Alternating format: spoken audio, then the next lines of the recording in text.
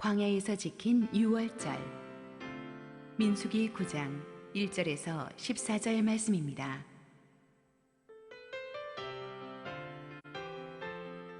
애굽 땅에서 나온 다음의 첫째 달에 여호와께서 시내 광야에서 모세에게 말씀하여 이르시되 이스라엘 자손에게 유월절을 그 정한 기일에 지키게 하라.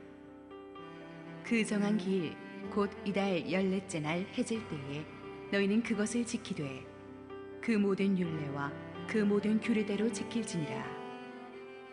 모세가 이스라엘 자손에게 명령하여 유월절을 지키라 하매 그들이 첫째 달 14째 날 해질 때에 시내 광야에서 유월절을 지켰으되 이스라엘 자손이 여호와께서 모세에게 명령하신 것을 다 따라 행하였더라. 그때에 사람의 시체로 말미암아 부정하게 되어서 유월절을 지킬 수 없는 사람들이 있었는데 그들이 그날에 모세와 아론 앞에 이르러 그에게 이르되 우리가 사람의 시체로 말미암아 부정하게 되었거니와 우리를 금지하여 이스라엘 자손과 함께 정한 기일에 여호와께 헌물을 드리지 못하게 하심은 어찌함이니이까. 모세가 그들에게 이르되 기다리라. 여호와께서 너희에게 대하여 어떻게 명령하시는지 내가 들으리라. 여호와께서 모세에게 말씀하여 이르시되 이스라엘 자손에게 말하여 이르라.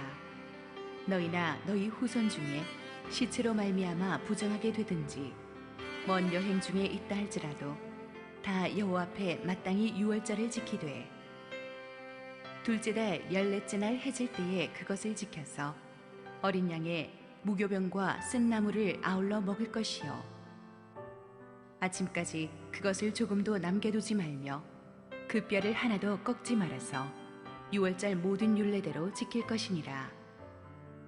그러나 사람이 정결하기도 하고 여행 중에도 잊지 아니하면서 유월절을 지키지 아니하는 자는 그 백성 중에서 끊어지리니 이런 사람은 그 정한 기일에 여호와께 헌물을 드리지 아니하였음즉 그의 죄를 담당할지며 만일 타국인이 너희 중에 거류하여 여호와 앞에 유월절을 지키고자 하면 유월절 율례대로 그 규례를 따라서 행할지니 거류민에게나 본토인에게나 그 율례는 동일할 것이니라. 할렐루야. 우리 하나님께 감사와 영광의 박수 올려드리겠습니다.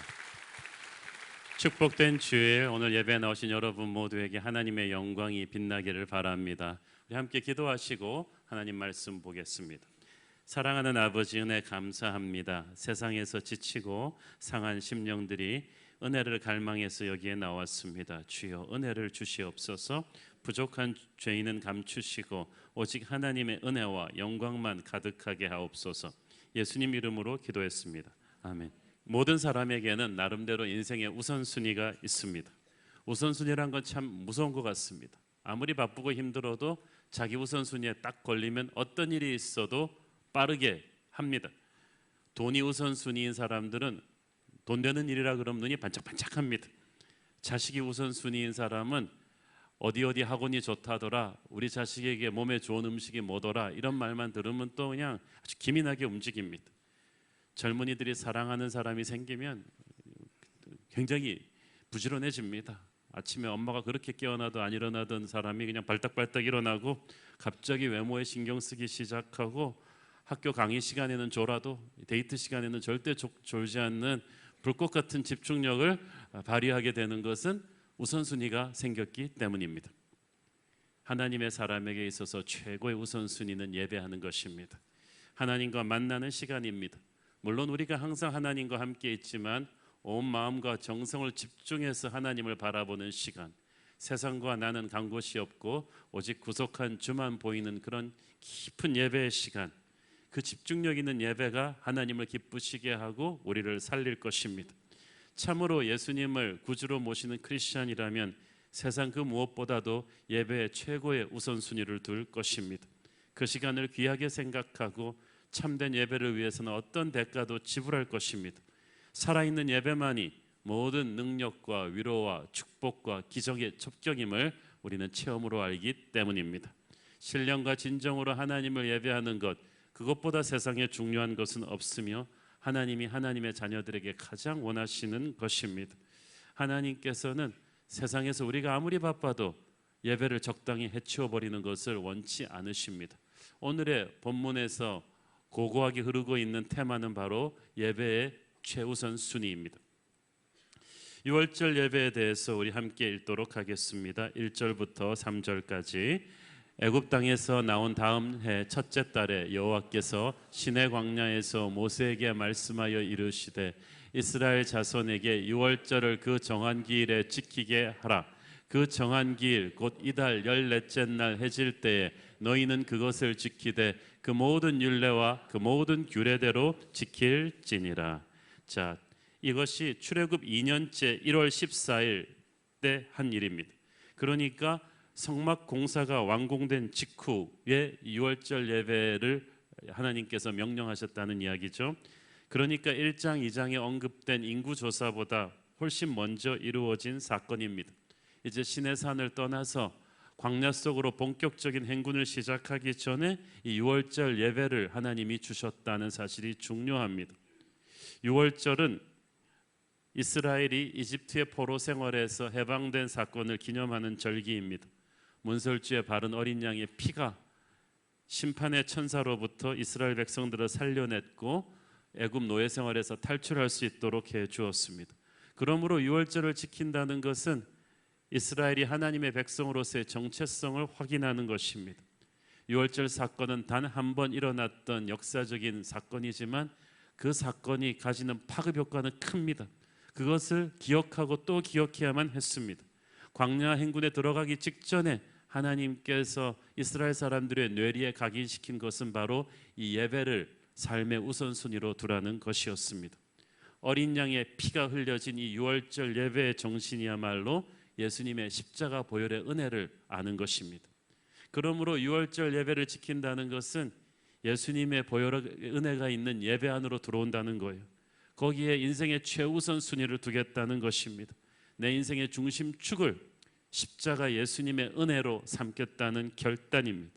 거기서 나의 모든 능력과 지혜를 공급받겠다는 결심입니다. 이 6월절 예배가 광야 여정을 시작할 때 하나님이 주신 선물입니다. 하나님께서는 광야를 이기고 승리할 수 있는 힘을 이 예배를 통해 우리에게 주기를 원하십니다. 이 예배를 통해서 우리의 생각과 마음이 완전히 깨끗하게 되고 하나님 중심으로 정리가 되고 확고해진 뒤에야 우리는 광야의 혹독한 아픔을 이겨낼 수가 있습니다. 6월절 어린 양의 피, 예수님의 십자가의 예배가 날마다 우리 속에 충만할 때 우리는 세상이 감당치 못하는 하나님의 군대가 될 줄로 믿습니다. 이 예배가 중요한 것은 하나님의 때에 하나님의 방법으로 해야 된다는 것입니다. 이스라엘 자손에게 6월절을 그 정한 기일에 지키게 하고 그 정한 방법에 따라 지키게 하라는 표현이 계속 강조가 됩니다. 예배는 하나님이 정하신 때에 하나님의 방법으로 하는 거예요. 하나님이 예배를 주도하셔야만 합니다. 우리가 하나님께 맞추는 것이지 하나님이 우리에게 맞추는 것이 아닙니다.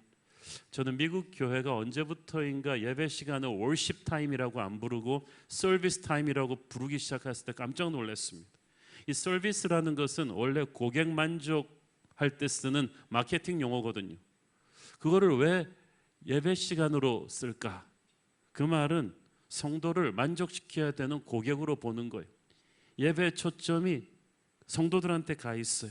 그래서 성도들의 필요에 맞추어서 예배를 서비스한다는 개념이에요. 그러나 예배는 성도들을 고객 서비스하는 시간이 아닙니다. 성도들의 필요를 염두에 두어야 하겠지만 예배의 대상은 하나님이십니다. 예배의 초점은 하나님이십니다. 예배 어젠다는 성령이 끌고 가는 것입니다. 그러므로 예배를 준비하는 사람은 모두 기도하면서 성령의 인도하심을 받아야 돼요.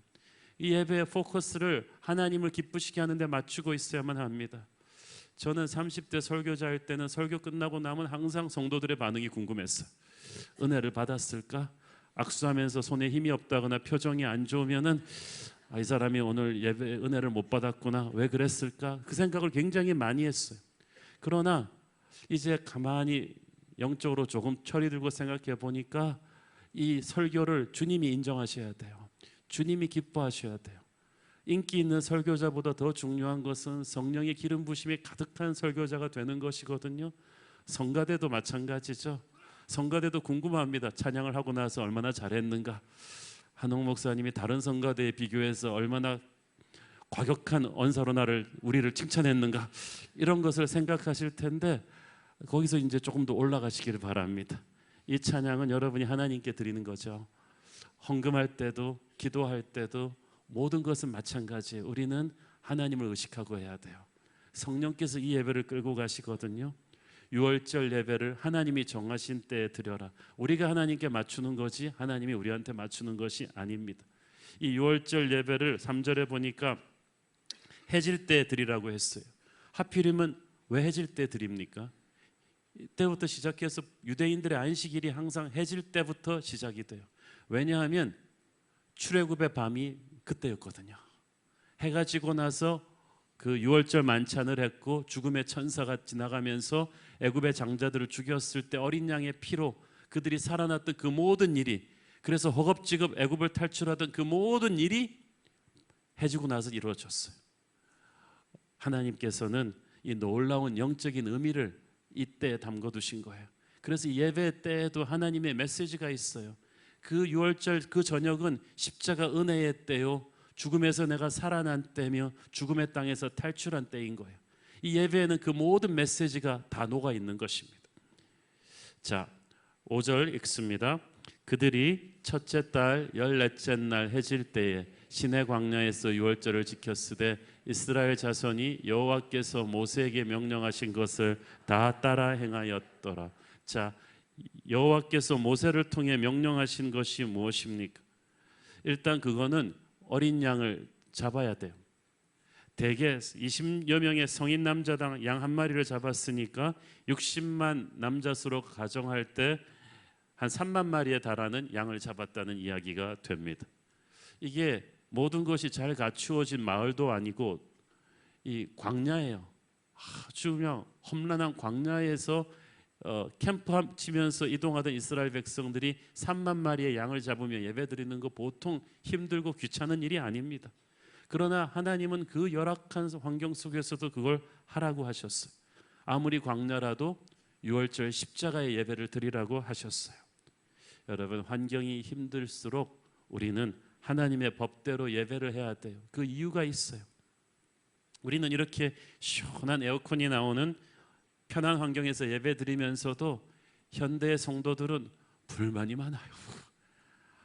주차할 자리가 없다, 안내팀들이 불친절하다, 쿠션이 너무 잠이 잘 온다, 별의별 예배 것들이 피드백, 교회로 들어오는 피드백들 여러분 다 공개되면 여러분 정말 이런 사람들이 다 있어. 바로 옆에 앉은 분들이에요. 그런데 제가 그 아프리카 교회 다녀오신 분의 이야기를 들었는데, 아프리카는요 예배당이라는 게 수천 명이 모이는 교회도 그냥 간신히 뜨거운 태양빛 맞는 석가래 지붕하고 슬레이트 벽으로 아주 조악하게 만든 건물 속에 그냥 모래바닥에 앉는데 수천 명이 들어와서 그 뜨거운 연기 속에서 변변한 마이크 시설도 없이 찬양과 기도와 설교를 듣는데 설교를 1시간, 2시간씩 해요. 그런데 얼마나 뜨겁고 강렬하게 예배를 드리는지 몰라요. 1950년도, 60년도, 20년 동안 세계교회 가장 폭발적인 부흥은 한국이 아니라 아프리카였어요. 그 20년 동안에 2천만 명의 새신자가 생겼어요. 엄청난 하나님의 은혜가 그 열악한 환경 속에서 예배하는 그들 가운데 일어났던 것입니다. 예배는 환경을 초월하는 어떤 감격입니다. 하나님께서 여호와께서 이스라엘 자손에게 명령하신 대로 다 따라 행하였더라고 했죠. 5절에 유월절 성수하는 법에 담긴 영적인 의미가 하나하나 있었습니다. 그래서 그것을 하나하나 다 해야 됐던 거예요. 자, 그것이 11절 12절에 있어요. 둘째 달 14째 날 해질 때에 그것을 지켜서 어린 양의 무교병과 쓴 나물을 아울러 먹을 것이요, 아침까지 그것을 조금도 남겨두지 말며 그 뼈를 하나도 꺾지 말아서 유월절 모든 율례대로 지킬 것이니라. 자, 쓴 나물을 먹는다는 것은 애굽 생활의 고난을 되새겨 보라는 것입니다. 죄에 빠졌던 내 옛사람이 얼마나 고통스러웠던 것인가를 깨달으라는 거예요. 어린 양고기를 먹는 것은 우리를 위해 돌아가신 예수 그리스도의 은혜를 생각하라는 거예요. 무교병, 즉 누룩이 없는 빵을 먹는 것은 세상을 끊어버리라는 뜻입니다. 누룩은 죄악된 내 옛사람을, 세상의 악을 상징했어요. 그래서 보혈의 은혜의 예배로 들어오면서 나는 아직도 내 안에서 꿈틀거리고 있는 옛사람의 습성들을, 죄의 잔재들을 나사렛 예수의 이름으로 선포하면서 끊어야 돼요. 예배는 그래서 끊임없이 내 안에 있는 옛사람의 잔재를 끊어내는 시간입니다. 고린도전서 5장 7절, 너희는 누룩 없는 자인데 새 덩어리가 되기 위하여 묵은 누룩을 내버리라. 우리의 유월절 양 곧 그리스도께서 희생되셨느니라. 아멘. 이 누룩이 없는 빵, 이 무교병은 동시에 그 출애굽 당시의 긴박한 상황을 그들에게 상기시켜 주는 것이었어요. 너무 급속하게 탈출하다 보니까 발효되지 않은 빵그릇을 그냥 다 들고 나온 거예요. 그래서 이 무교병, 누룩이 없는 빵을 그들은 고난의 떡이라고도 부릅니다. 우리가 이렇게 긴박하게 하나님의 은혜로 애굽을 탈출했었다는 것을 기억하는 거예요. 이 유월절 음식들을 먹는데 아침까지 하나도 남겨서는 안 되었습니다. 남겨서 이 성물이, 예배 때 사용되었던 성물이 더럽혀지는 것을 방지하기 위한 조치였어요. 여러분, 은혜를 함부로 낭비하면 안 됩니다. 100% 흡수하고 내 모든 것을 집중해서 드리는 것이 예배입니다. 하나님이 주시는 은혜의 말씀을, 거룩한 감동을 하나라도 놓치지 않겠다, 그런 열정을 가지고 예배하라는 거예요. 여러분, 한 번은 고3 학부모들을 위한 그해 입시 요강에 대한 특별 세미나를 한국에서 가장 유명한 강사가 하는데 갔다 온 분 얘기를 들었어요. 수천 명이 꽉 메웠는데요, 숨소리 하나 안 나는 거야.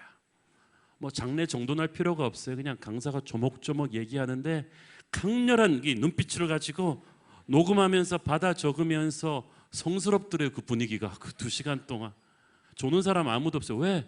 그 말 한마디 한마디에 아이들의 미래가 달렸다는 걸 알기 때문에 필사적으로 듣는 거예요. 여러분, 예배할 때 그렇게 들으시는 거예요.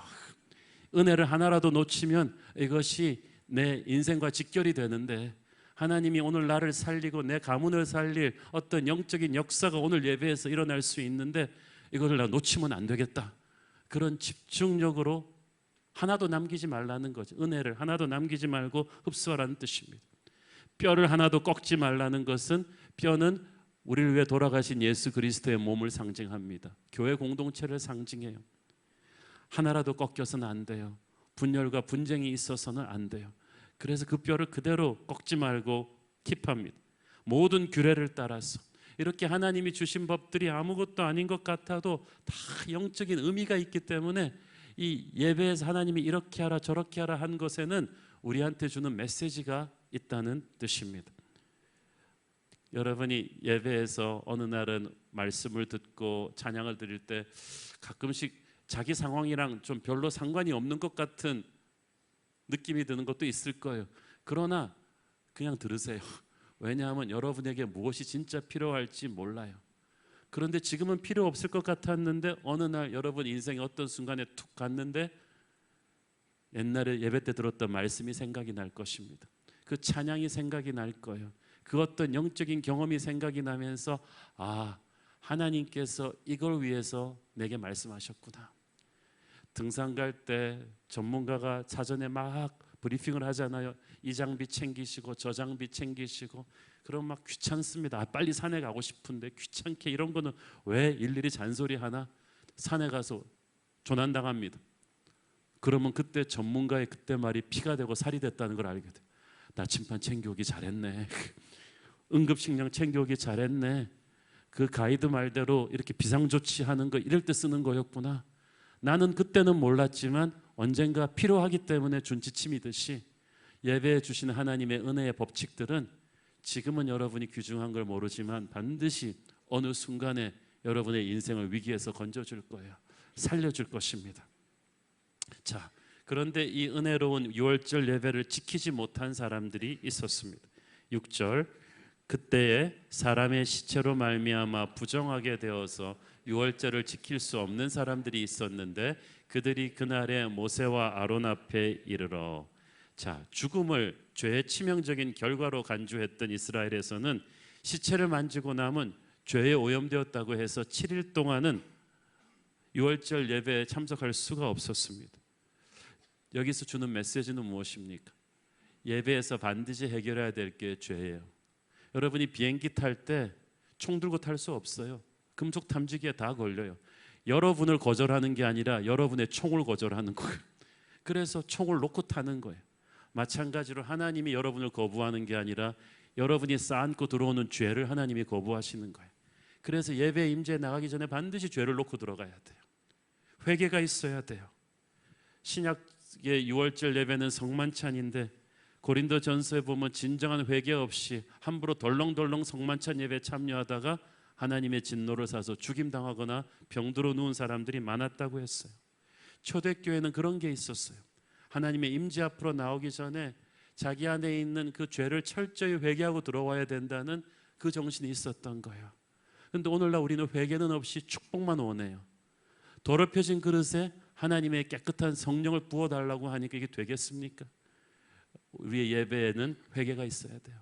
죄를 가지고 예배 안에 들어올 수는 없어요. 자, 그렇지만 어쩔 수 없이 이렇게 더러워진 사람들은 어떻게 하느냐? 7절 그에게 이르되 우리가 사람의 시체로 말미암아 부정하게 되었거니와 우리를 금지하여 이스라엘 자손과 함께 정한 기일에 여호와께 헌물을 드리지 못하게 하심은 어찌함이니이까. 그러니까 갑자기 가족이나 친구가 죽게 돼서 유월절 예배를 앞두고 어쩔 수 없이 시체를 수습했단 말이에요. 그런데 예배를 드리고 싶은데 율법에 따라서 시체를 만졌으니까 7일 동안 유월절 예배에 들어올 수 없으니까 이거 어떡하냐는 것입니다. 이것이 무엇을 상징하냐 하면은 의도적으로 죄 지은 사람이 아니라 본의 아니게 어쩔 수 없는 실수로 죄를 지었지만 하나님의 예배의 임재를 그리워하는 사람들이에요. 그런 사람들에게는 어떻게 할 것이냐? 어려운 케이스거든요. 그러니까 모세가 어떻게 합니까? 8절 모세가 그들에게 이르되 기다리라 여호와께서 너희에게 대하여 어떻게 명령하시는지 내가 들으리라. 모세가 참 훌륭한 사람이죠. 아무리 영적 지도자로 해도 만물 박사는 아닙니다. 이런 케이스는 굉장히 민감한 문제이기 때문에 모세는 어떻게 합니까? 기도로 이것을 쉼표를 끊어줍니다. 하나님의 사람이 기도해 보고 말하면 실수가 없어요. 기도는 기다림이에요. 믿음도 기다림이에요. 기다리는 동안에 하나님이 말씀하실 것이고 하나님이 말씀하실 때 나도 변하고 저쪽도 변할 거예요. 우리가 생각하지도 못한 대답이 하나님으로부터 나와요. 잠언 16장 9절 사람이 마음으로 자기의 길을 계획할지라도 그의 걸음을 인도하시는 이는 여호와시니라. 이 여호와의 인도를 받는 사람은 기도하는 사람이겠죠. 9절 읽습니다. 여호와께서 모세에게 말씀하여 이르시되 하나님은 기도하는 지도자에게 반드시 말씀하십니다. 여러분에게도 말씀하여 주시기를 믿으십시오. 10절 이스라엘 자손에게 말하여 이르되 너희나 너희 후손 중에 시체로 말미암아 부정하게 되든지 먼 여행 중에 있다 할지라도 다 여호와 앞에 마땅히 유월절을 지키되 첫 번째 결론 어떤 상황이라도 예배는 드려야 한다. 본의 아니게 죄를 지은 사람도 먼 여행 중에 있는 사람도 반드시 유월절을 지켜야 한다. 아무리 힘든 상황이라도 예배를 타협해 버려선 안 된다는 거예요. 요즘 세계화 시대라서 그런지 출장 가시는 분들이 참 많으십니다. 또 휴가도 이렇게 좀 길게 외국으로 가시는 분들은 이 주의를 끼고 가는 분들이 갈등이 많으세요. 그런데 갈등을 한 10초 하고 하나님도 이해하시겠지 뭐 그리고 너무 쉽게 하나님의 은혜를 믿어버리는 분들이 있어. 뭐 예배 뭐 꼭 그렇게 격식을 갖춰서 드려야 되나? 그러나 어떤 상황 속에서라도 여러분 주일 예배를 드리려고 노력을 하셔야 됩니다.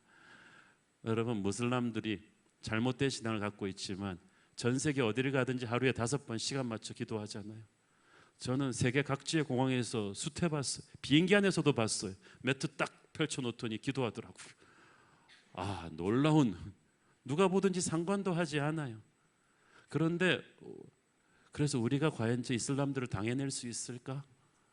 잘못된 신앙인데도 저런 무서운 예배의 집중력. 우리는 사람 눈 의식하고 불편하고 힘들면 안 해버리잖아요.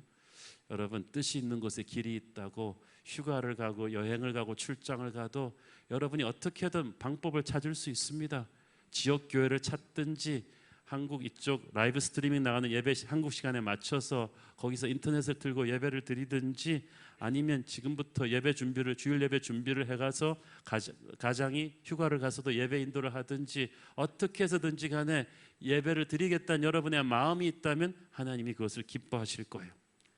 여러분이 세계 어디를 가도 휴가 중에도 밥은 먹지 않습니까? 예배는 영적 식사입니다. 어떤 상황에서도 타협하지 말아야 됩니다. 제가 한 20년 전에 미국 동부의 한 교포교회에서 교육 목사로 심부하던 때였는데 스노우스톰이 왔어요. 눈 폭풍이 왔어요. 동부에 그런 때가 있어요. 그러면 미국 동부에 눈이 한번 오면 어느 정도 오냐면 허리까지 올라와요. 그리고 영하 15도로 얼어붙어 버려요. 그러면은 차도 뭐고 아무것도 못 다닙니다. 그러면 관공서 다 클로즈하고 비상 재난 선포가 되면서 학교도 안 가고 다 셧다운 돼 버려요. 그런데 한국 교회는 새벽 기도가 있단 말이에요.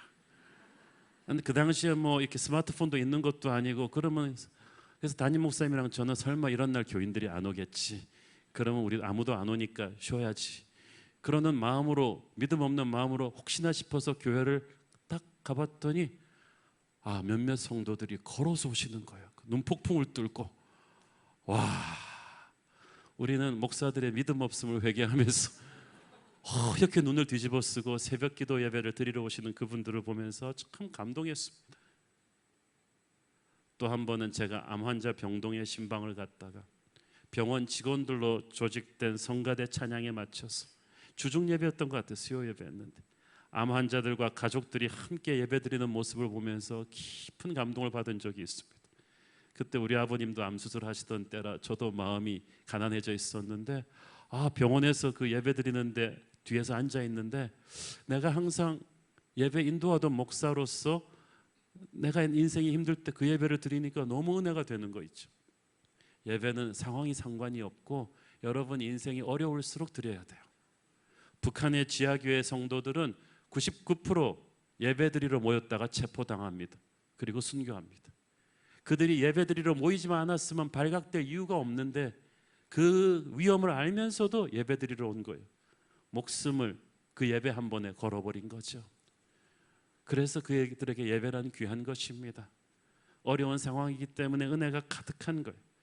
자유롭게 이렇게 예배드릴 수 있는 축복을 저와 여러분이 당연시 여기지 않았으면 좋겠습니다.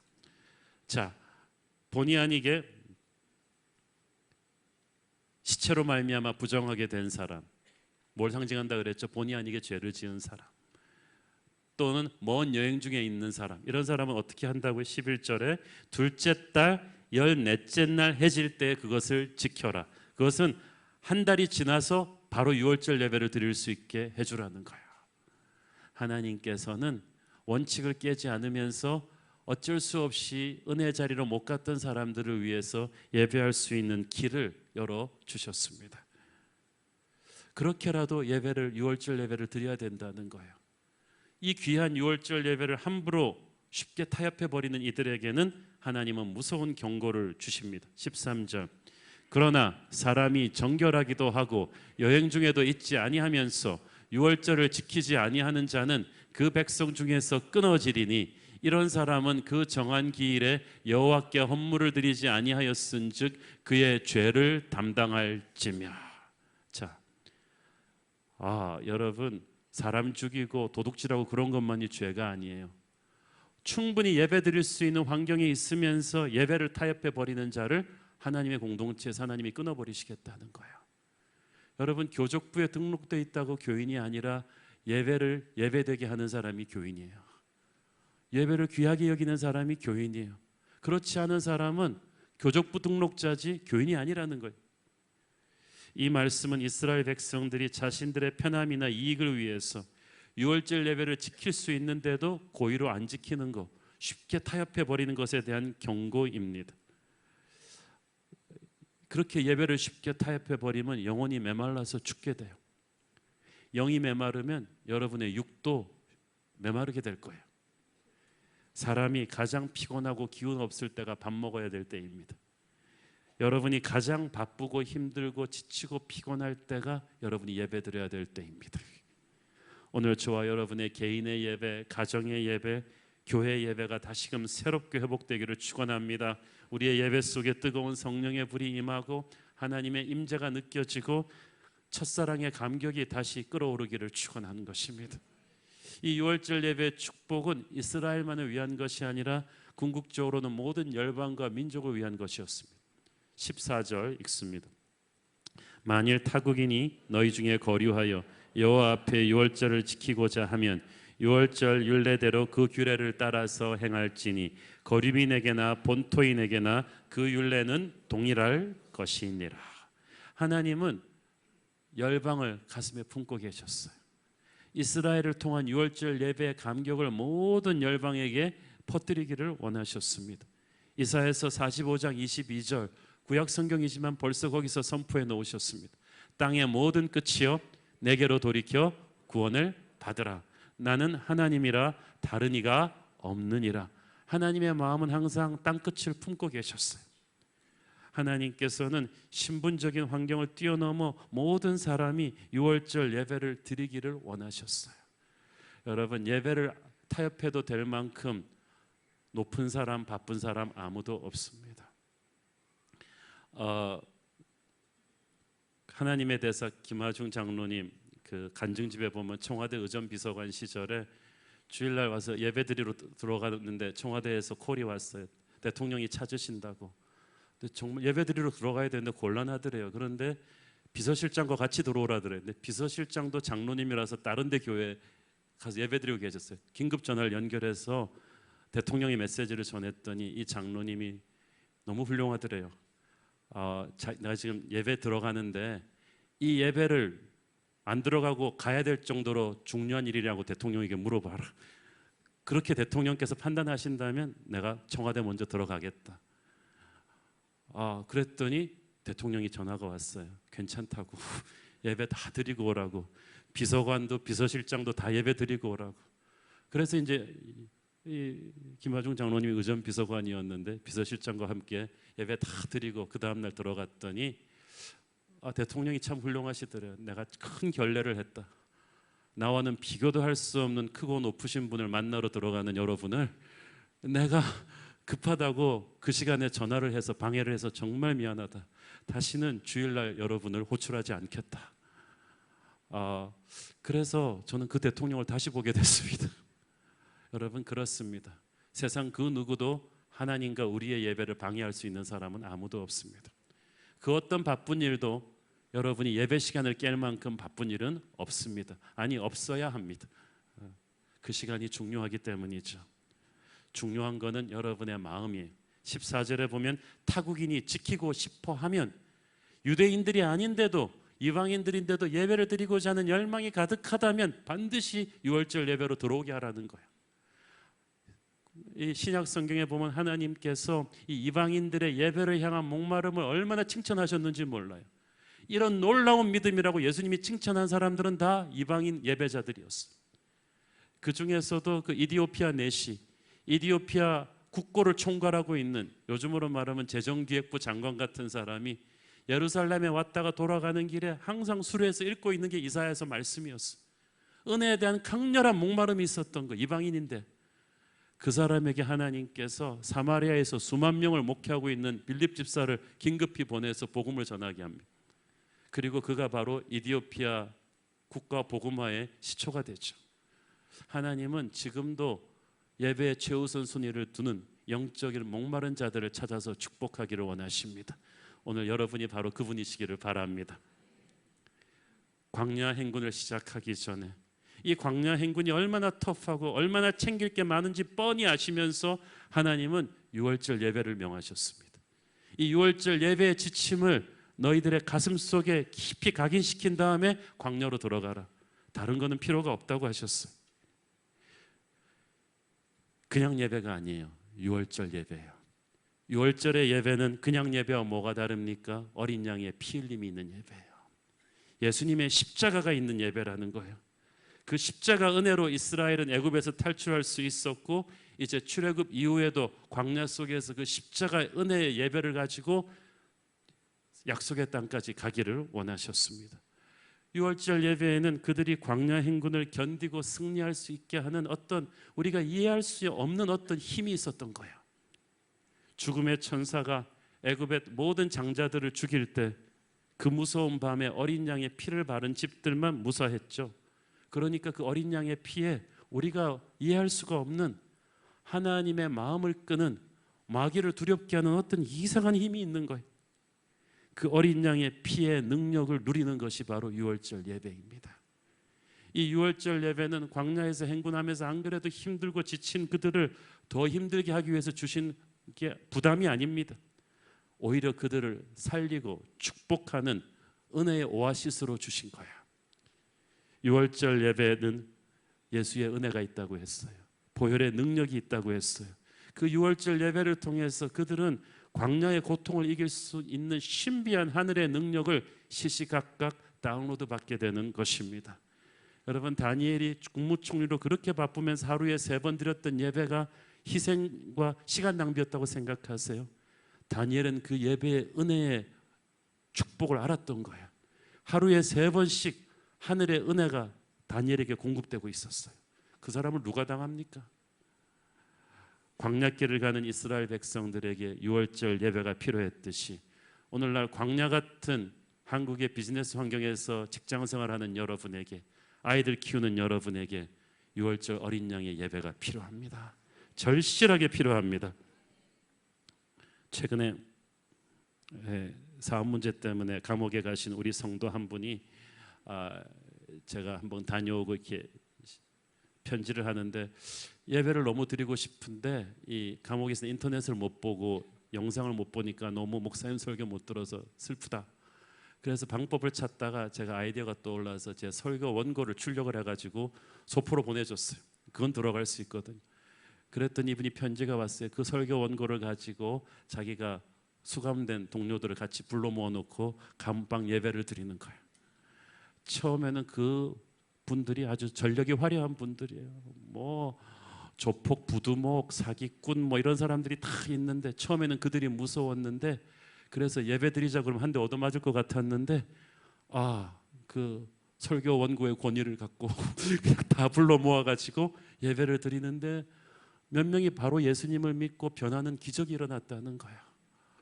그 분이 그렇게 감옥에서 힘들고 어려웠어도 예배를 드리면서 죽고 싶은 마음을 이겨내면서 절망과 싸우고 이기는 은혜를 경험한다고 편지를 제가 보낸 걸 지난주에 받고 제가 많이 울었습니다. 그렇구나. 정말 힘든 환경 속에서 우리를 살리는 것이 바로 예배이구나. 특히 6월절 어린 양의 예배. 이 예배에는 십자가 보혈의 축복이 있다고 했죠. 우리가 여러분 이 예배, 보혈의 예배에는 영적인 메시지가 있어요. 왜 세상에서 회사 개업하고 영화 크랭크인하고 드라마 찍을 때 다 지금도 이 세련된 한국에서 돼지머리 갖다 놓고 고사 드린다고 생각하세요? 그것도 마귀 버전의 예배예요. 그러니까 세상 사람들이 무신론자라 그렇지만 무신론자는 없어요. 그들은 마귀의 능력을 구하는 예배를 가지고 보호받으면서 복받으면서 그 영화를, 그 드라마를, 그 사업을 드리고 있는 거예요. 마귀도 알아요. 어떻게 시작을 끊는가가 중요하다. 그걸 통해서 잡아버리는 거예요. 그래서 우리가 보는 영화, 드라마, 이런 세상의 사업이 그렇게 지금 막 선정적이고 폭력적이고 더러운 것들이 바로 예배가 더럽혀졌기 때문이에요. 그래서 우리는 십자가 보혈의 예배를 가지고 세상 속으로 들어가야 되는 것입니다. 이 6월절 예배가 예수의 보혈로 우리를 죄에서 자유케 하거든요. 어린 양의 보혈이 흘려지던 바로 그날 밤에 바로의 고집이 꺾였어요. 그리고 이스라엘 사람들을 자유케 해주었어요. 어린 양의 보혈이 드려지는 그 순간에 우리를 칭덩쿨처럼 잡아당기고 있던 죄의 습관이 끊어질 거예요. 여러분 중에 어떤 죄의 습관에서 자유하지 못하는 분이 있다면 6월절 어린 양의 예배를 드리십시오. 예수의 보혈로 그 죄의 사슬을 끊어달라고 기도하십시오. 그때부터 마귀가 떠날 것입니다. 유월절 예배는 죄를 끊어내는 능력이면서 우리를 지키는 능력이에요. 그 어린 양의 피가 발려진 문설주 안에 집안에 다 있으면 살았어요. 그 어린 양의 보혈 안에 있을 때만 안전한 거예요. 우리가 예수의 보혈 안에 있을 때만 안전해요. 우리가 잘난 척하고 다닐 때는 결코 안전하지 않아요. 예수의 보혈 안에 있을 때 마귀는 결코 우리를 뚫지 못합니다. 여러분의 자녀를 예수의 보혈로 덮는 기도를 하십시오. 그 아이가 어디를 가든지 마귀가 그를 건드리지 못할 것입니다. 이 유월절 예배가 보혈의 능력으로 우리를 영적 전쟁에서 승리하게 합니다. 다윗은 장군이면서 예배자였어요. 그의 전투력은 바로 뜨거운 예배에서 온 거예요. 아무 예배나 아니라 어린 양의 피를 붙잡는 예배의 능력이 있는 거예요. 그 피의 능력을 우리가 믿고 나가면 우리는 무슨 일을 만나든지 승리하게 될 것입니다. 오늘날도 이 유월절 예배의 십자가 보혈의 은혜를 광야 같은 세상 살아가는 우리들은 세상 안으로 흘려보내줘야만 합니다. 이 유월절 어린 양의 피에 우리의 믿음의 중심이 잡혀야만 합니다. 그냥 예배를 드리는 것이 아니라 예배의 모든 요소마다 예수의 보혈이 가득해야 되는 거예요. 설교자는 예수님의 십자가 보혈 안에 있어야만 합니다. 요즘 보면은 한국 교회 위기 중에 하나는 강단에서 십자가 보혈 설교가 너무 사라졌다는 거예요. 긍정적인 힘을 이야기하고 힐링을 이야기하지만 여러분, 진짜 힐링과 긍정적인 힘은 바로 보혈에서 오는 거예요.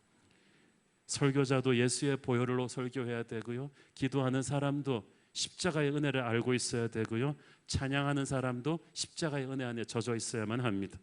그래야 그 예배가 능력이 되어 우리를 살려낼 수가 있어요. 사랑하는 여러분, 야곱은 빈털터리 도망자가 되어서 갈 때도 베델 제단을 쌓고 외로운 예배를 드렸어요.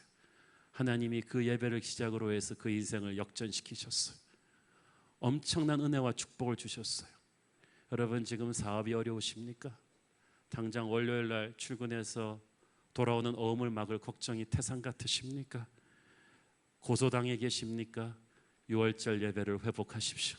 그때부터 여러분 인생의 회복이 시작될 것입니다. 해결할 수 없는 자녀 문제가 있습니까? 세대 간의 간극을 넘을 수 없는 대화의 단절이 느껴지신다면 세대를 뛰어넘으시는 유월절 어린 양의 예배를 여러분의 가정에 회복하셔야만 합니다. 자신이나 가정이 병에 들어서 마음이 슬프십니까? 유월절 어린 양의 예배를 회복하십시오. 치유가 임할 것이고 몸이 치유되지 않아도 마음의 하늘에 평화가 올 것입니다. 너무나 바쁘고 힘들게 사는데 인생이 풀리지를 않아서 낙담이 되십니까? 유월절 어린 양의 예배를 회복하십시오. 새로운 시작이 주어질 것입니다. 너무 지쳐서 문자 그대로 밥숟갈 들 힘도 없으십니까?